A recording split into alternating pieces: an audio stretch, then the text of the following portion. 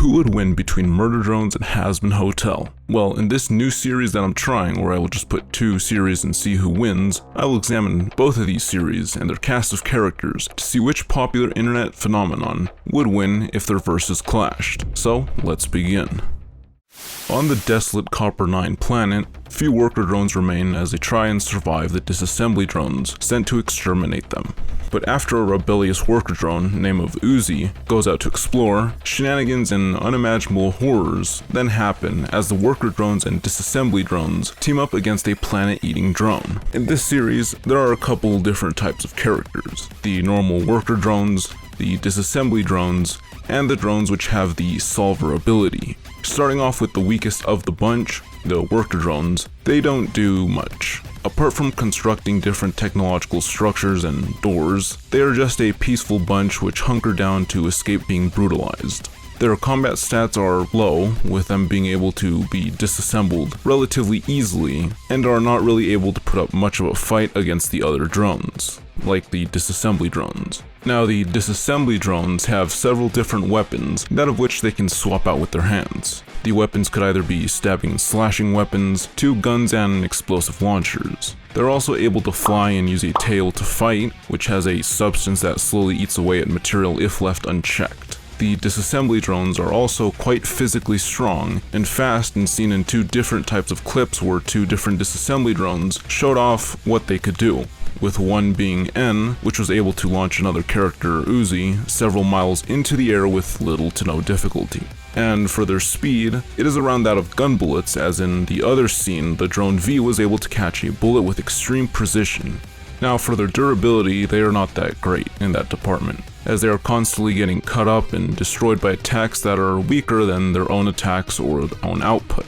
But what makes them able to survive all of that and still keep on going, and even some small explosions, is that as long as their core remains intact, then they're pretty much good and can regenerate. Moving on to the next category, there are the solver drones. These characters are pretty much normal worker drones, but with telekinetic abilities, which are a result of having the solver ability. This allows them to throw objects at deadly speeds, directly manipulate and harm other drones, catch fast-moving objects, and be able to teleport around, along with other abilities like controlling technology and other drones. Now, for the stronger users of this ability, like the protagonist Uzi, especially near the end, and the antagonist Sin, they're so strong that they can use the absolute solver to pretty much create null black holes that can destroy objects and even take out chunks from planets. Sin, being probably the more impressive display of this ability, is also able to use tentacles to fight along with being able to disguise themselves.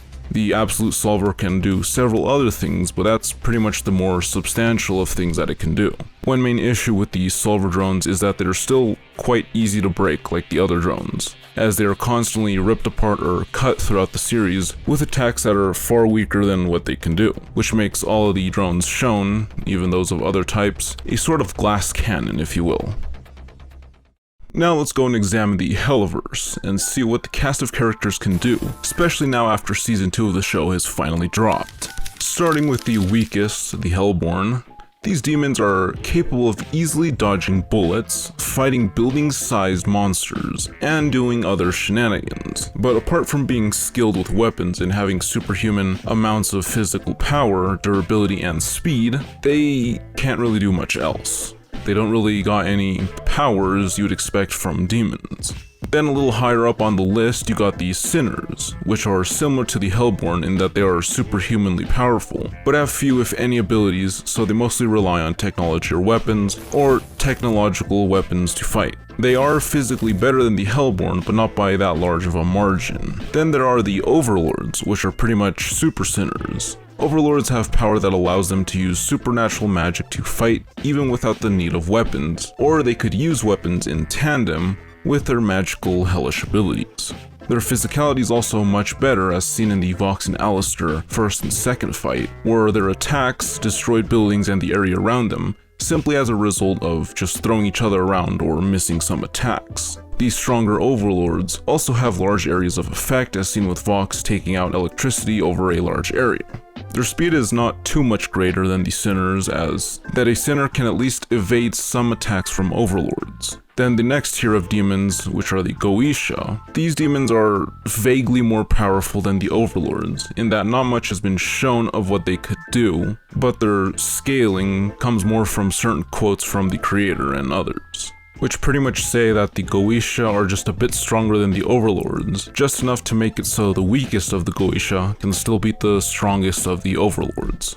This vagueness of power also extends to the sins, as those are stronger than the Goetia, but not really shown how much stronger. Then there are the angels, which in Hazbin Hotel are called the Seraphim. These angels far eclipse the power of any demon, but by an unspecified or shown amount. Now, when one of them was trapped in a special cannon and used as energy for it, their angelic power was able to destroy several buildings and sinners really easily, as well as blast through a force field placed all around heaven by other seraphim. The highest angels also had a small part in the making of the Hazbin Hotel cosmology, so from what I've gathered of the power of the Hazbin angels from forums and stuff, they should be at around a low cosmic level of power at best, with speeds that are slower than light since this angel was hit with a beam of angelic light and didn't dodge it. So now, who wins, Hazbin Hotel or Murder Drones? Well, let's start from the weakest to the strongest of each series. So the normal worker drones would get disassembled pretty easily by the Hellborn. This is because the worker drones, although probably a bit stronger than humans because they're robots, are still much weaker, slower, and less durable than a Hellborn. And since they mostly refuse to create or use weaponry, the Hellborn would have a weapon advantage. Now, if they were to make railguns like how Uzi did, then they would have a good chance at winning. Moving on to the disassembly drones, they are a bit stronger than the Hellborn and have more weapons to use. So one-on-one they do win, as even if they are shot, the disassembly drones would survive and keep fighting so long as the core is intact. Now, comparing the Sinners to the disassembly drones, the outcome is much closer, as Sinners are faster, stronger, and more durable than the Hellborn, and they require special angelic type weaponry or materials to be put down for good. This makes it so the drones would not only have to fight the Sinners, but also figure out how the angelic materials work and how to end the Sinners with it. Now, if the drones do get a hold of angelic weaponry, then they would have a real good chance at winning compared to the Sinners, because the drones are shown to have better physical strength, by a little, and more resistance to near fatal damage, and they both have about equal speed, give or take.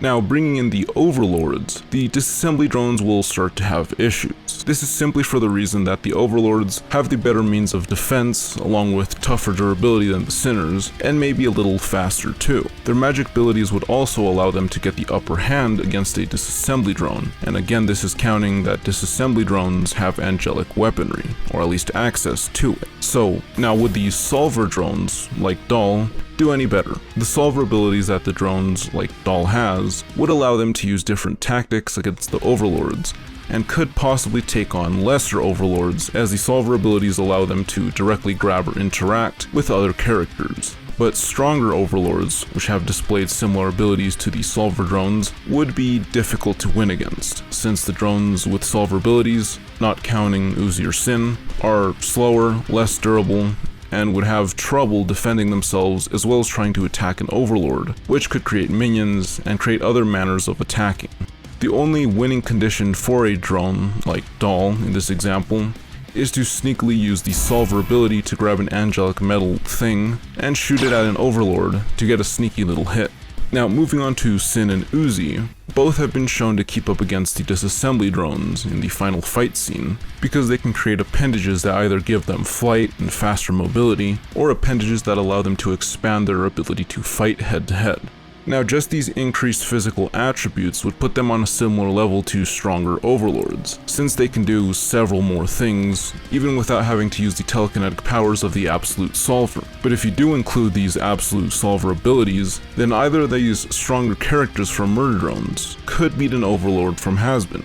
This also extends to the Goetia, as they're pretty much just alluded to being like an overlord, but with a bit more magical power and just power overall. And since the character Sin destroyed a planet and Uzi beat Sin later in Aether Core, they should be around about the same strength, which would make them higher than the Goetia. Now we go to the Sins. these would fare much better, but ultimately the Absolute Solver would still more than likely win, as the Sins are not shown to be capable of the same kind of destruction as the Absolute Solver. They may be a bit more durable and possibly faster, but just the sheer amount of destruction and other stuff from the Absolute Solver would more than likely overwhelm them, since we haven't really seen them take on anything very tough in the Hazbin Hotel or Helluva Boss show.